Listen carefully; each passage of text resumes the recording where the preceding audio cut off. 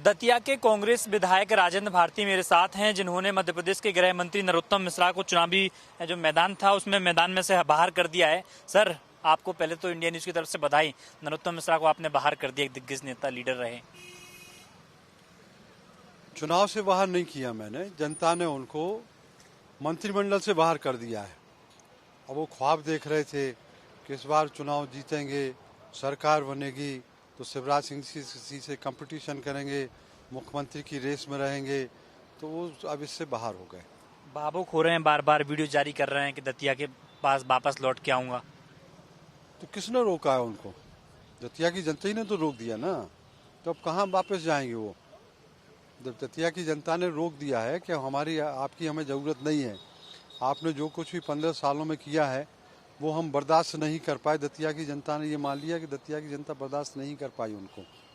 तो पहले भी राजेंद्र भारती वर्सेस नरोत्तम मिश्रा का चुनाव हो चुका है, इस बार किस तरह की चुनौती रही? क्योंकि मध्य प्रदेश में एक तरफ पूरी लहर आई, 163 सीटों पर बीजेपी, लेकिन दतिया में कोई लहर नहीं थी। दतिया में तो इनके खिलाफ लहर थी, तो दतिया की जनता ने इनके खिलाफ मैंडेट दे दिया। आपका टिकट काट दिया गया, बाद में टिकट दिया गया, तो किस तरह की चुनौती तो रही है? पहले अवधेश नायक को टिकट दिया गया, लेकिन उसका हमको राजनीतिक फायदा हुआ। टिकट काटना और फिर टिकट मिलना, ये मुझे उसका फायदा मिला और उससे हमको पब्लिक की सिंपैथी मिली, जनता ने हमको और ज़्यादा समर्थन दिया। सर, 18-20 साल से मध्य प्रदेश में बीजेपी की सरकार है, आप बार बार विधानसभा चुनाव लड़े, उतार चढ़ाव आए, कई आरोप भी लगाए गए, आप में एफआईआर दर्ज की गई, तो किस तरीके से पूरा संघर्ष जरा कहानी समझना चाहते हैं? पिछले 15 वर्षों में नरोत्तम मिश्रा जी ने यही सब तो किया है। जनता के ऊपर फर्जी केस बनाए, जनता की जो जमीनें थी, प्लॉट, दुकान, मकान, एग्रीकल्चर की लैंड, वो सब उन्होंने लगभग 5000 लोगों की जमीन शासकीय घोषित करा दी। सट्टा, जुआ, ड्रग्स का उन्होंने बढ़ावा किया। लोगों को लाइसेंस बांटे, कुछ को यहाँ पैसे लेके बांटे मध्य प्रदेश में, कुछ वहाँ बगैर पैसे के बांटे। तो ये काम, और कांग्रेसियों को परेशान करना, उनके खिलाफ जो चुनाव लड़े, जनता की आवाज़ को जो उठाए, उनके खिलाफ जो बोले, वो राष्ट्रद्रोही है और उस पर उन्होंने वो धाराएं लगा के लोगों को बंद कराया, फर्जी केस बनवाए।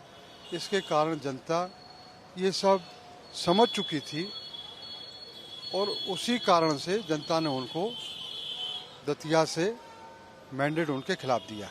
इतना सब होने के बावजूद भी सर आप डटे रहे, लगातार संघर्ष करते रहे अपनी चीज़ों को लेकर कि जनता तो साथ थी आपके, लेकिन आपका भी संघर्ष बिल्कुल लगातार बना रहा इतने सालों तक। हाँ, हम लोगों का संघर्ष निश्चित रूप से लगभग 20 सालों का संघर्ष है। मुझे भी उन्होंने पूरा तोड़ने की कोशिश की है, खरीदने की कोशिश की, सभी तरीके से की। परिवार के ऊपर के सदस्यों के ऊपर फर्जी केस बनाए, हमारे परिवार के लोगों को जेल भेजा, फीमेल मेंबर पर भी केस बनाए, हमारे सारे बिजनेस बंद करवा दिए प्रशासन से मिलके, हमारे कांग्रेसियों के ऊपर भी उन्होंने यही सब किया। तो इस और जनता के ऊपर भी उन्होंने यही सब अत्याचार किया। ऐसे अत्याचार हुआ है, दुख नहीं होता इन चीज़ों का? निश्चित रूप से दुख होता है। ये ब्रिटिश काल का समय याद दिलाया उन्होंने, ब्रिटिशर्स की तरह उन्होंने काम किया। तो जनता ने जैसे ब्रिटिशर्स को खदेड़ा था ना इस देश से, इसी तरह से दतिया की जनता ने उनको दतिया से खदेड़ दिया। सर, दतिया से जरूर खदेड़ दिया, लेकिन बीजेपी एक बात कह रही है कि मध्य प्रदेश में लाडली बहना चली है, क्या दतिया में लाडली बहना नहीं चली? बीजेपी एक चीज़ और कह रही है कि मध्य प्रदेश में सबसे ज़्यादा विकास किया है तो दतिया में किया है, तो आखिरकार इतना विकास किया उसके बावजूद भी जनता ने बाहर कर दिया। तो आप खुद ही अंदाजा लगा लीजिए कि यदि विकास काम हुए होते और लाडली योजना का सही मायने में सही हितग्राहियों को फायदा मिलता, तो उनको भी उसका राजनीतिक फायदा मिलना चाहिए था, जैसे मध्य प्रदेश में और जगह मिला है। तो वो विकास भी नहीं हुआ, विकास की जगह भ्रष्टाचार हुआ। उन्होंने हर जगह छेड़छाड़ की, हर काम में उन्होंने दखल दिया, पब्लिक के व्यक्तिगत कामों में भी दखल दिया और सार्वजनिक कामों में भी दखल दिया। लोगों को किसी ना किसी तरह से उलझा के और परेशान करके वो रखे हुए थे। इसका बदला पब्लिक ने उनसे लिया है। सर, दिग्विजय सिंह ने आज एक आरोप लगाया कि ईवीएम में गड़बड़ी हुई है। हमारे सबसे ज़्यादा समझदार पॉलिटिशियन हैं माननीय दिग्विजय सिंह जी। यदि वो आरोप लगा रहे हैं तो बात सही होगी। सर, अगर दिग्विजय आरोप लगा रहे हैं ईवीएम में गड़बड़ी होती तो आप विधानसभा तो नहीं पहुंच पाते। जहां वो नहीं कर पाए वहां वो हार गए, जहां कर लिया वहां जीत गए। बीजेपी भी आरोप लगा रही है कि उनका बेटा भी विधानसभा चुनाव जीता है, अगर ऐसा होता तो वो भी नहीं जीत पाते। कमलनाथ की 7 सीटें थी छिंदवाड़ा की, सभी पे कांग्रेस आई है, वहां भी कांग्रेस नहीं आती। मैंने यही तो कहा कि जहां बीजेपी गड़बड़ी कराने में सफल हो गई वहां कांग्रेस हार गई, जहां सफल नहीं हो पाई वहां बीजेपी हार गई।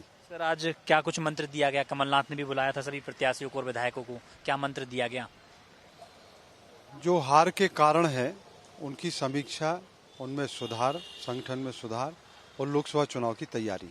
सर, लोकसभा चुनाव की तैयारी, लेकिन पूरे प्रदेश में जिस तरीके से कांग्रेस की हार हुई है, अब माना जा रहा है, राजनीतिक गलियारों में भी चर्चा की आने वाले 5 कांग्रेस के पास लीडर बचे नहीं, और ऐसे में एक चर्चा ये भी चल रही है कि मध्य प्रदेश के पूर्व मुख्यमंत्री कांग्रेस के प्रदेश अध्यक्ष कमलनाथ अपना इस्तीफा दे सकते हैं, क्योंकि मुख्यमंत्री शिवराज सिंह चौहान से जिस तरीके से मुलाकात उनने कल की है, तो संभावना ये भी कि आला कमान ने उन्हें अब दिल्ली बुलाया और आज कमलनाथ दिल्ली रवाना हो गए। क्या चर्चा? इस मामले में मुझे कोई जानकारी नहीं है, इसको नो कमेंट्स। सर, कमलनाथ को ही रहना चाहिए अभी प्रदेश अध्यक्ष के तौर पर, क्या कुछ बदलाव होना चाहिए संगठन में? कमलनाथ जी को रहना चाहिए, अभी कंटिन्यू करना चाहिए, क्योंकि पीसीसी को जिस तरह से वो चला रहे हैं और वो ही सक्षम है। अभी बाकी कोई ऐसी लीडरशिप है नहीं कि जो पीसीसी को चला सके। उमंग सिंगार ने दिग्विजय सिंह पर आरोप लगाए थे, लेकिन कल उन्हें माफी मांगी है ट्वीट करके। अब चर्चा ये भी चल रही है कि उन्हें नेता प्रतिपक्ष बनाया जा सकता है। बड़े नेताओं पर आरोप नहीं लगाना चाहिए, और खास करके मीडिया के माध्यम से सार्वजनिक रूप से। हमारे कांग्रेस के बड़े सम्मानित नेता हैं, उनका सम्मान करना चाहिए। बाकी यदि कोई अंदरूनी बात है तो उसको घर में बैठ के बात करना चाहिए, सुलझाना चाहिए। सर, आपने संघर्ष किया है, विधायक बन गए हैं, अब अपनी जगह संगठन में कहाँ देखते हैं? संगठन में अब दूसरे लोग काम करेंगे, अब हम अपना विधानसभा में काम देखेंगे। संगठन में हमारे जो और साथी हैं वो काम करेंगे, तो बंटवारा, काम का बंटवारा इसी तरह से होगा। दतिया के लिए क्या प्लानिंग, क्या संदेश?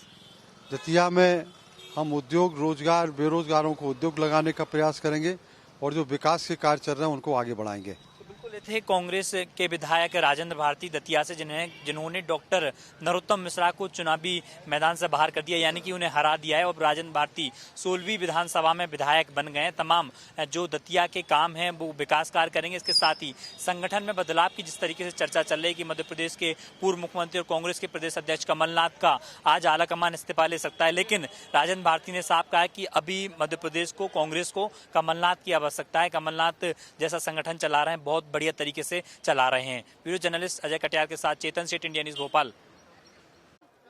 भोपाल की बैरसिया विधानसभा से विधायक विष्णु खत्री एक बार फिर विधायक सभा जीतकर 16वीं विधानसभा में पहुंचे हैं। आईटीवी नेटवर्क ने सर्वे में भी बताया था कि जिसमें विधायक विष्णु खत्री पास हुए थे। भाई साहब, आईटीवी नेटवर्क ने पहले भी सर्वे में पास किया था, एक बार फिर जनता ने आपको निर्वाचन कर एक बार 16वीं विधानसभा में पहुंचाया है, क्या कहेंगे आप? सर्वप्रथम आपके माध्यम से मैं जनता जनार्दन का धन्यवाद ज्ञापित करता हूं, और विशेष रूप से मेरी लाडली बहनाओं का, कि जिन्होंने इतने उत्साह और उमंग के साथ में मतदान में हिस्सा लिया। क्योंकि बैरसिया ग्रामीण क्षेत्र होने के बाद भी भोपाल जिले के अंदर जो वोट ऑफ परसेंटेज में देखें तो अव्वल रही है, और उसमें कहीं ना कहीं लाडली बहनाओं का, माताओं बहनों का बड़ा योगदान रहा है, और उनका भरपूर स्नेह और आशीर्वाद भारतीय जनता पार्टी को मिला, मुझे मिला है। किस तरह की चुनौती रही विधानसभा में, क्योंकि अब कांग्रेस कई तरह के आरोप भी लगा रही है? भाई साहब, कोई चुनौती नहीं, हमने विकास किया था, और हमने इसी नारे के साथ में हम जनता के बीच में गए थे, और जनता ने आशीर्वाद दिया। दिग्विजय सिंह ने एक बयान दिया ईवीएम पर सवाल निशानी खड़े करने के, वो बीजेपी तो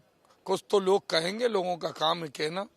अब वो अंतोगत्वा आखिरी में यही जो है, पिछली बार उनकी सरकार, उनके विधायक ज्यादा जीत गए थे तो उनने कोई विषय नहीं था, तो वो कुछ तो कहेंगे। जब लाडली बहना और मोदी मैजिक ने पूरे मध्य प्रदेश में 163 सीटें बीजेपी के लिए आई, लेकिन कई बड़े दिग्गज नेता थे, शिवराज कैबिनेट के 12 मंत्री चुनाव हार गए।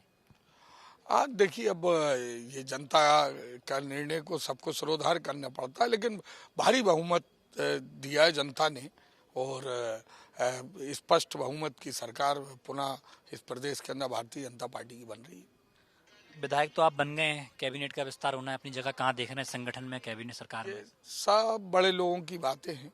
जहाँ जो मैं कार्य करता हूँ भारतीय जनता पार्टी का और पार्टी का काम कर रहे हैं। जनता सोचती तो है ना, आप भी सोचते होंगे थोड़ा सा? सब बढ़िया जो है, सब अच्छा होगा। मंत्री बनने शायद सपना देखिए, सपने देखना साहब हर व्यक्ति की अपनी अपेक्षा रहती है, लेकिन जो निर्णय पार्टी करती है वो पार्टी हित में करती है, कार्यकर्ता के हित में करती है। बहुत धन्यवाद। तो विष्णु खत्री थे, बैरसिया विधानसभा से चुनाव लड़े थे और बीजेपी से चुनाव जीतकर सोलहवीं विधानसभा में पहुंचे हैं। लेकिन जिस तरीके से अब तमाम चीजें होनी है, मंत्रिमंडल विस्तार भी होना है, उसकी जगह पार्टी जो निर्णय लेगी वो फैसला स्वीकार होगा। ब्यूरो जर्नलिस्ट अजय कटियार के साथ चेतन सेठ, इंडिया न्यूज, भोपाल। मध्य प्रदेश में बीजेपी ने प्रचंड बहुमत के साथ जीत हासिल की है। मेरे साथ बातचीत करने के लिए पूर्व मंत्री अर्चना चिटनिस मौजूद हैं। मैडम, आपको बधाई हो। पहले आप किस तरीके से तैयारी?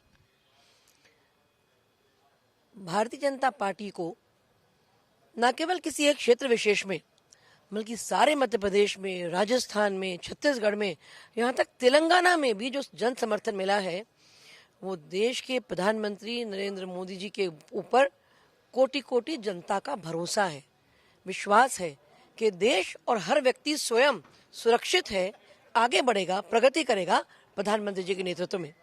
तो भारतीय जनता पार्टी का नेतृत्व और हमारे कोटि कोटि कार्यकर्ताओं ने इस प्रचंड बहुमत का परचम फहराया है और जिस भरोसे के साथ में हम यहाँ पहुंचे हैं, उस भरोसे को बनाए रखें, सेवा में, विकास में, प्रगति में कभी कमी ना हो, यही संकल्प। कौन सा मैजिक था कि मैम एक तरफा हो गया, 20 साल के बाद रिकॉर्ड तोड़ दिया, 2003 के बाद 2023?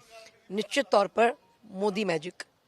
अब किस तरीके से तैयारी रहेगी, क्योंकि आपको कई चुनौतियों का भी सामना करना पड़ा और मंत्रिमंडल में भी रही है, मंत्रिमंडल विस्तार भी होना है, तो अपनी जगह कहाँ देखती है मैम संगठन में? भारतीय जनता पार्टी में कार्यकर्ता अपने बारे में विचार नहीं करता, जो भूमिका पार्टी तय करती है उस भूमिका में अपना सर्वश्रेष्ठ देता है।